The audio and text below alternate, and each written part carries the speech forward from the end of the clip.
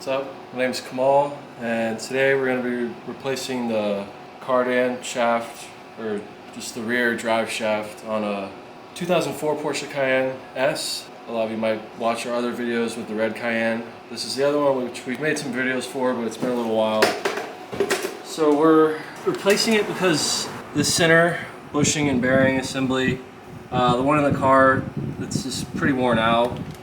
When you're under there and you move the shaft around, like you can see it moves inside of this. Basically all the first generation Porsche Cayennes, this is kind of what people consider to be the weak point, is that middle joint, not so much the front and rear connection. Anyways, we'll get under the car and show you what the one installed in the car looks like, so I can show you how it looks weird like that. And then the first thing we gotta do is actually take down the exhaust and bring that down, and then really it's just disconnecting the bolts, the front, rear, and then the center support bearing.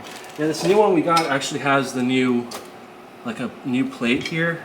There is one thing that we don't have for this job, and that is there's actually a special tool that you're supposed to use. I think it goes on this part of the drive shaft. This is something that I can also show you once we get under there, because I guess the tunnel of where the body of the car is, which the drive shaft like goes through, there's a special tool you put on here, and it kind of just rests on the propeller shaft or whatever, and that way when you're putting it up there, it just like keeps it centered in between that tunnel. So since we don't have that, we just have to like eyeball it basically. Look at where the one in the car is now. And it's just going to be, you know, making a mental note of where the bolts are, because you can see here, these aren't like perfectly, there's like a lot of wiggle room here, so you can make that adjustment properly. All right, so here's the, well, yeah, you can see up here, that's where the connection is at the front with the rubber like guibo thing. And then at the back, you just have these bolts that go around that connect that to the rear diff. And then here's the center support. You can see this plate's actually kind of rusted. But see how these bolts are really big, and then you had those square openings like I showed before. So yeah, I mean, when we take this off, we might actually kind of see where this plate was, just because there won't be like dirt right underneath it, or hopefully at least. But as far as up here, you can see how like this moves quite a bit. I mean, I don't know if that's, I mean, I know it might be hard to see on camera, but like the bushing itself is kind of dry rotted. Might be easier to see once we get it out, but like you can see how like it moves a decent amount. And also when driving, you might notice like a little slight vibration, kind of like when you're starting off, or like when you let off the gas and go back on the gas, you might notice a little shudder. And I think that's kind of what the symptom, or one of the symptoms might be of this thing going bad. So as you can see, the exhaust is in the way here. So there's this connection right here. We have 2 bolts. They look like they might be 13s. And then up here, this is the one thing that kind of is a little bit of a pain, is these look pretty rusted on, so I don't know if we're gonna be able to save those or not. And then there is this one connection here. And then basically the last connection is at the muffler. There's just on the left and right side, there's 2 more, well, basically hangers like this. All right, so we just got the exhaust down. These are everything that you have to remove to get the exhaust out. Just gonna have all these bolts that are 14 millimeters. Basically, you had the ones at the rear muffler, holding the muffler on each side, then the ones in the center, and the ones a little bit more forward. And by some miracle of the car gods, these rusted ass bolts actually came off for us, so we were able to get those 4 rusted bolts off, and I basically just used my cut-off wheel over there, because those sleeves that attach the muffler and those pipes to the secondary catalytic converters, since they were all rusted, I wasn't able to like separate them to loosen them so we could slide it off. So basically just cut a slit in that rusted area and used the mallet and my pry bar to like separate it, and then it slid right off. So all right, so now we're at the point where we have pretty much full access to this. So just a note for anybody that for some reason is taking this down and not replacing it, you just need to remove it to gain access to something else. for whatever reason, you would want to mark, just like take some kind of marker, mark the guibo here, and also mark this part, the flange part that actually is part of the transfer case. And then same thing at the back here, you would just want to mark where one of these screws are and actually mark the like flange that's part of the rear diff. So that way when you take this off and you put it back up, you can actually bolt it on the exact same way that you came off. That way you know you won't have any new or weird vibrations. Just a good idea. So the first thing we're going to do is actually loosen all of these, just to kind of loosen the center bearing area. All right, so to loosen these two in the center, the smaller ones, are 13 millimeters, and then the rest of these are all 16 millimeters. So we're going to go ahead and just loosen all of these up a little bit.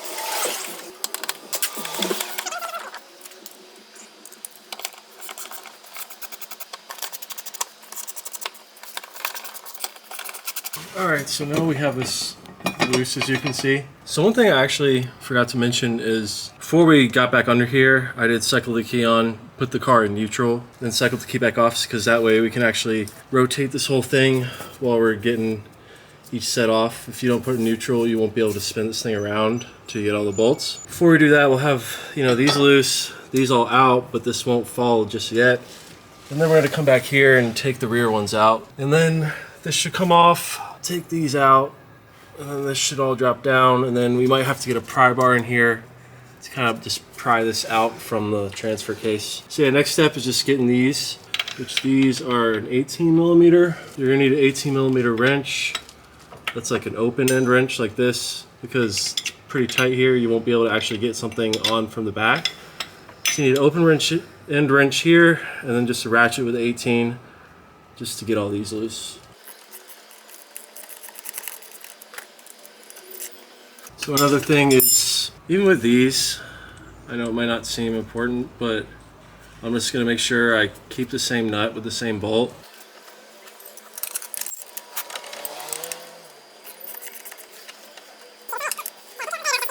Alright, so got those 3 sets of bolts and nuts out. So now this, yeah, we'll wait to pry that off. And now we're going to head to the back here. Alright, so the next thing is going to be actually just removing all these bolts. They're kind of together in like pairs of 2 with this little bracket on here, if y'all can see that. These bolts are like this like multi-point bit. Hold it further away. Can't, hold on, it's blurry. There it goes. Alright.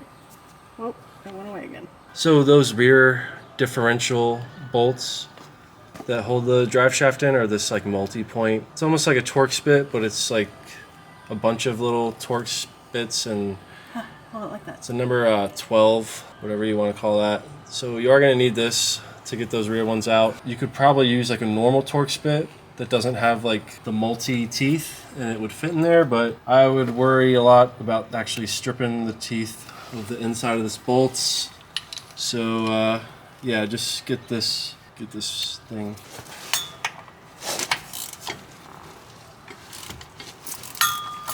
So yeah, I don't know if we got that on camera, but I'm trying to break these loose. It was just spinning. I was kind of worried that might happen because unlike the front connection point, we had a wrench that we put on the opposite side, but the flange at the front of the diff here has the threads for these bolts, so there's nothing to hold on to. I mean, what I did was I just went into the car, centered this so I could get these two, and just put the parking brake on. Now I'm able to break these two loose. And so basically, I'm gonna have to go in there now, release the parking brake. We're gonna rotate this to the next set of 2, put the parking brake on again, and yeah, we just have to repeat that process twice to get, yeah, it's like these, you can see how it's like this little bracket with these 2 bolts in it. I mean, these actually can come all the way out, but I would just keep all these where You're they, too close to the camera. oh, keep all these like the way they were. Okay. So we got 3 sets of these. I'm gonna go in there now, release the parking brake, then we'll rotate this, put the parking brake back on, and get those out too.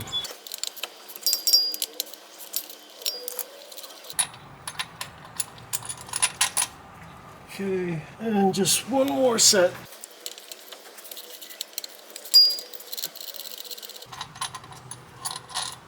Okay.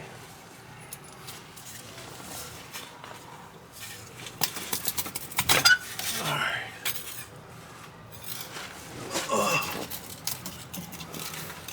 Oh, Lord. Stuck?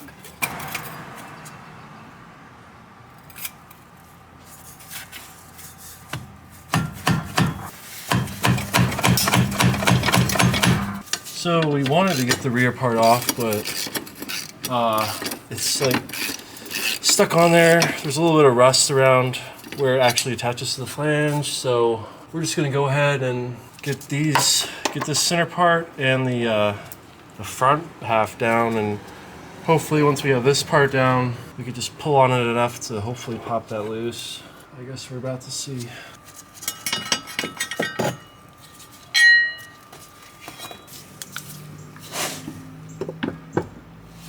Okay. I think, yeah, I didn't even need the pry bar. Yeah, that was pretty easy, actually.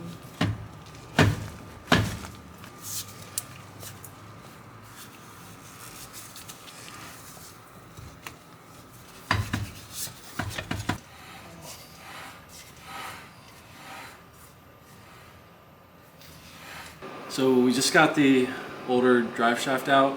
It was a complete pain in the ass, but we got it. The thing we didn't notice, I actually noticed this when I was just inspecting it, is this little sticker right here that actually says, I guess, August 9th, 2013.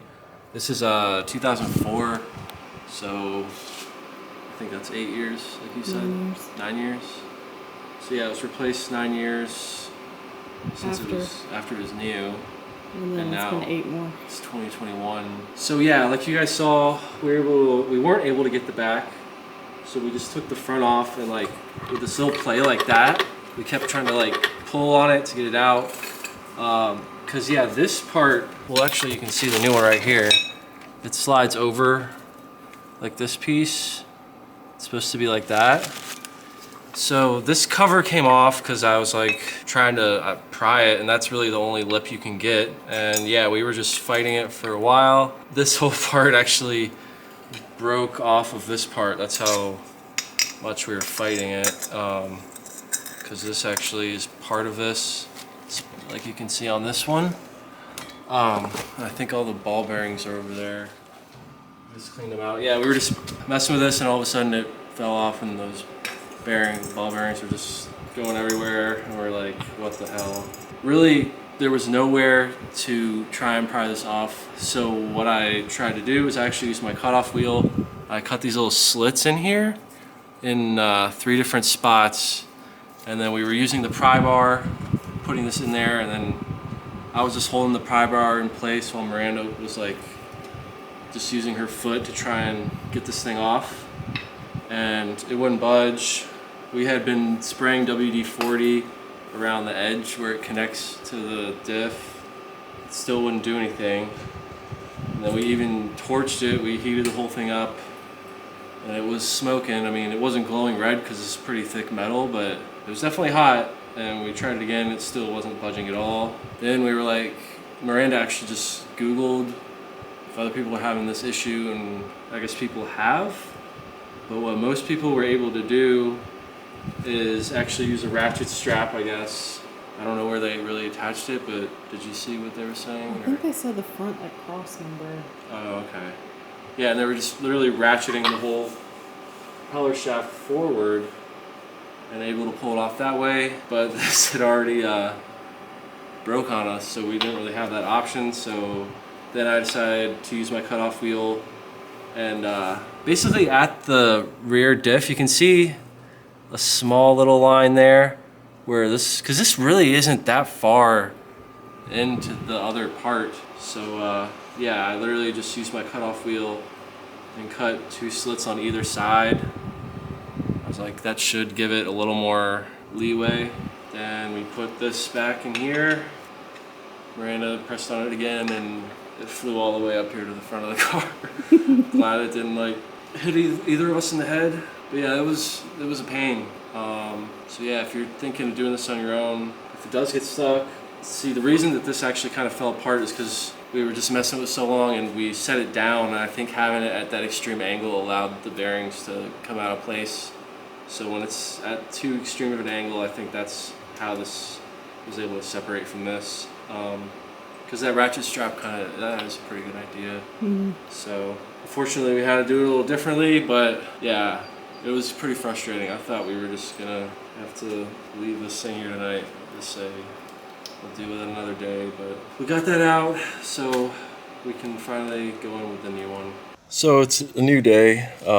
Yeah, it was just getting late. Took forever to get the rear of the drive shaft off. So yeah, it's next weekend. But we got the drive shaft back up in here, and the way we did that was basically got the back up here and was able to just put all the screws up here by hand. And while we had it up here, we actually had these just screwed in by hand as well, just to hold the center part up. The front wasn't up here yet, so we just had this in the rear up there, and just was rotating this to get all these in by hand, which wasn't too difficult because you can still get the top ones without really rotating it much. Then we actually took these screws out and dropped the center part down. So the drive shaft, you know, it can expand and collapse, so we kind of just pushed it all to the back to make it as short as we could in order to get the front part on here. And yeah, we just dropped this down and kind of had it at like a V kind of shape to get the front back up here. Other thing is the hole that the like shaft coming out of the transfer case, the hole in the new drive shaft had a little plastic plug in it just to like hold the grease in there, I guess. So you just have to take that out if your new drive shaft has that. And then we were able to get this part on here and then bring this back up and get these in by hand. And yeah, like we're just gonna, the other thing, like I was saying, we're just gonna kind of center this when we get to this point. So the first thing with tightening all this back down is actually getting the back half here. And what you do is you tighten all of these to 30 Newton meters, which I think is like 22 foot-pounds. So we're gonna go around, tighten them all, and then you actually go 90 degrees on all of them as well. So if you guys remember when we were taking this down, I basically was going up into the cab of the car and putting the e-brake on so that I could break these loose, and then releasing it so I could twist it to break the next pair loose. To make this quicker and easier, I'm just gonna have Miranda in there and hold the brake while I torque each set down, so then we can just rotate it quickly and get this done as quick as possible. All right, so we just finished torquing this down.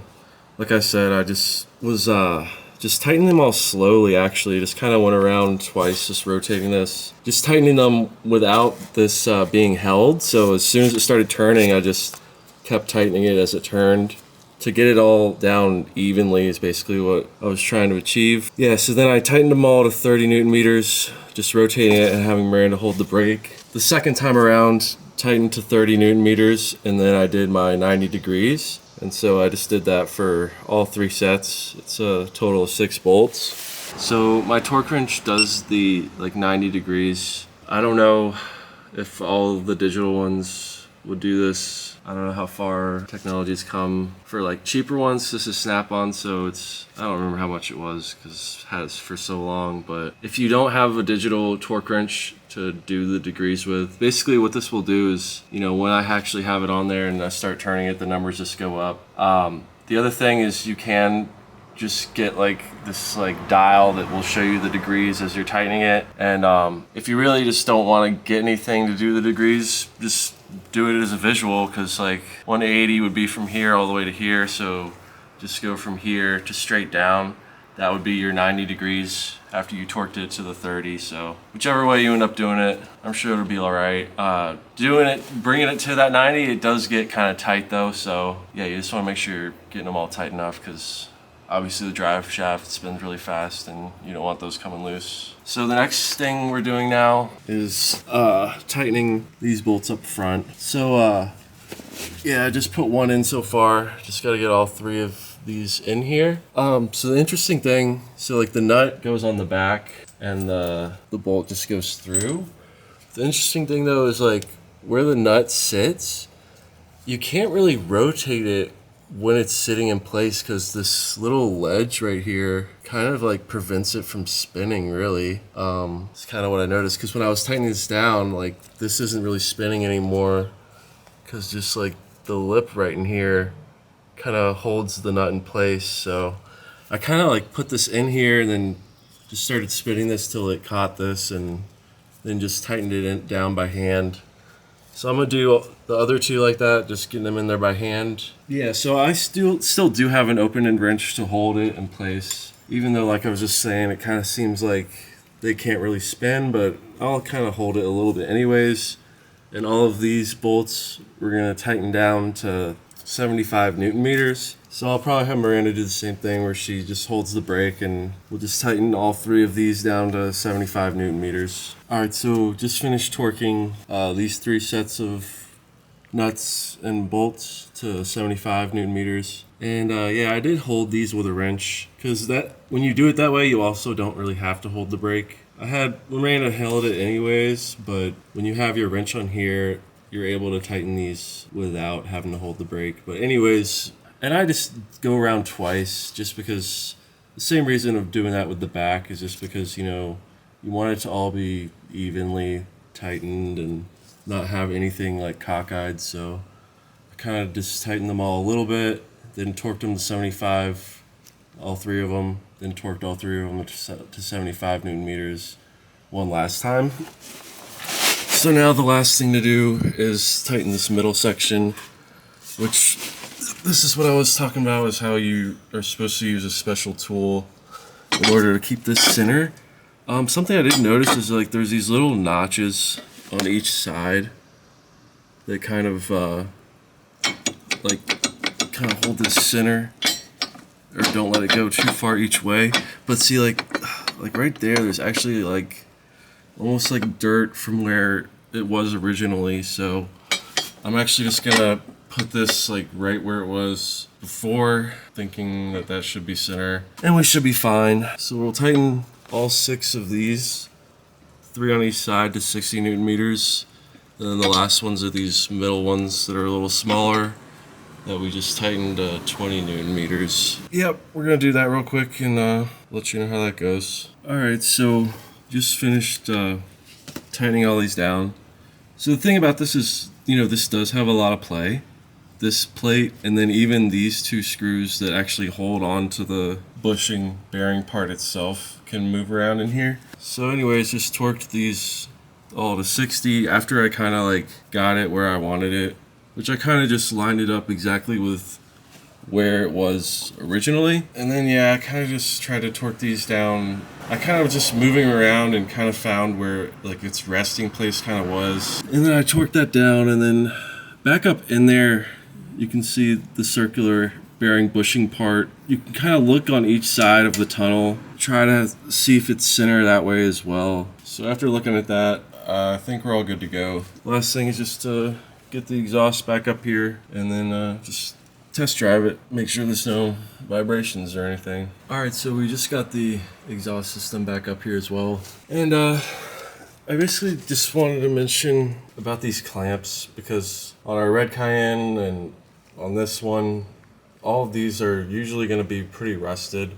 I was actually able to get these off and back on with no problem, even though everything was really rusty. Just wanted to mention though that when we were taking this down, after we took these bolts out, I actually used my cutoff wheel and like cut this little gap in here, because even this piece in here, it was rusted and like had these 2 bits like stuck to it.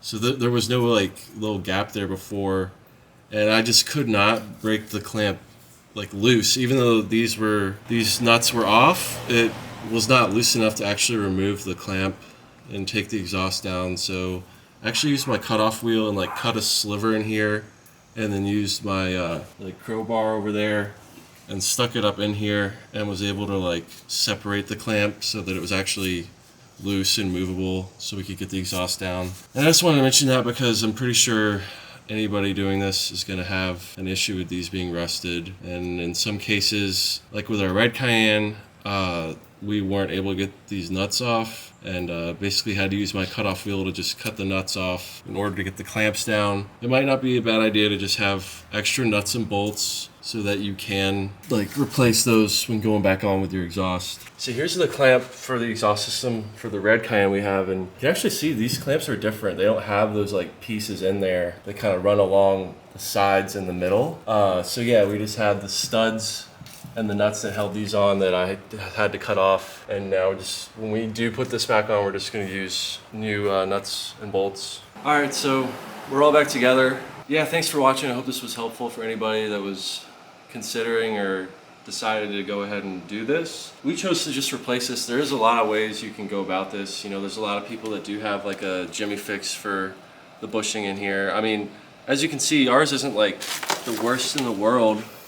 Some people have it a lot worse than this and have a lot worse vibrations when driving. You know, if you just have like a small shutter, it might be this is the problem, and that's kind of like what our issue was. So obviously Jimmy fixes for this bushing itself, and then I know there's another company that sells like almost another bearing that I think you attach to the, I don't know if it's the front part here to give it additional support. But the thing is, like, I looked at that piece and I think it's like $400, $500. And to get the new drive shaft that we put on the car, I'm pretty sure it was more like around $300. So it was cheaper to just get a new drive shaft that came with a new guibo and everything than it was to get that other part that kind of like band-aids or helps like slow down the wear of this bushing. So I mean, yeah, it's up to you, I guess, how you want to go about it, but for us, we just decided to replace the drive shaft, which it would have been pretty quick. I mean, we were moving fast until we got to the rear part where where it just wouldn't remove itself from the rear diff. So if we hadn't had to spend so much time messing with that, it would have been a quick job. But yeah, I would prepare for that by like having a ratchet strap, which I guess you could get it tight around this part.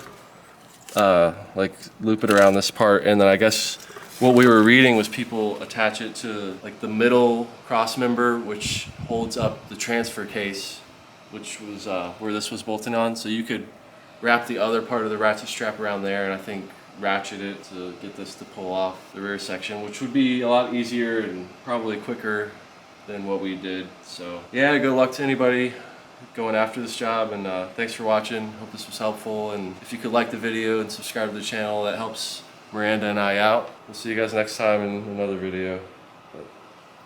Peace.